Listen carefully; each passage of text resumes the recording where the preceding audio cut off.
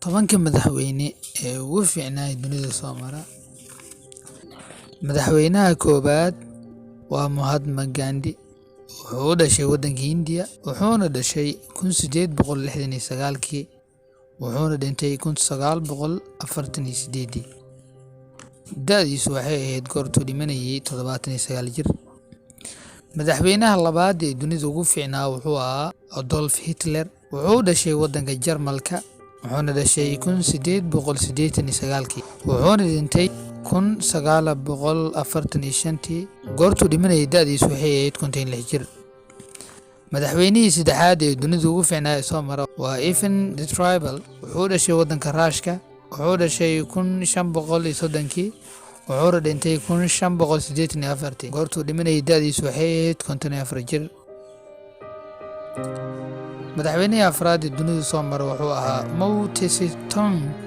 wuxuu u dhashay waddanka Shiinaha ama China, wuxuu dhashay 1893 wuxuuna dhintay 1978. goortuu dhimanayay da'diisu waxay ahayd 85 jir. madaxweynihii shanaad ee dunida soo mara wuxuu ahaa Benito Mussolini. wuxuu u dhashay waddanka Italy, wuxuu dhashay 1883 wuxuuna dhintay 1945. goortuu dhimanayay da'diisu waxay ahayd 62 jir. madaxweynihii lixaad ee dunida soo mara wuxuu ahaa Napoleon Bonaparte. wuxuu dhashay waddanka France, wuxuu dhashay 1769 wuxuuna dhintay 1821. da'diisu waxay ahayd 52 jir. madaxweynihii toddobaad ee dunida soo mara wuxuu ahaa George Washington oo u dhashay waddanka Amerika. wuxuu dhashay 1732 wuxuuna dhintay 1799. da'diisu waxay ahayd goortuu dhimanayay 67 jir. madaxweynihii sideedaad ee dunida soo mara wuxuu ahaa Maxamed Cabdulaahi Xasan.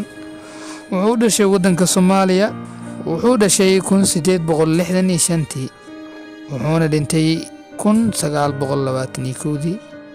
goortuu dhimanayay da'diisu waxay ahayd 56 jir. madaxweynihii sagaalaad ee dunida soo mara waa Jamaal Cabdinaasir. wuxuu u dhashay waddanka Egypt, wuxuu dhashay 1918 wuxuuna geeriyooday 1970. goortuu dhimanayay da'diisu waxay ahayd 52 jir. madaxweynaha ugu dambeeya ee nambarka 10aad ku jira waa madaxweynaha Alfred Great oo dhashay waddanka Britain. wuxuu dhashay 849 wuxuuna dhintay 900. da'diisu waxay ahayd 51 jir.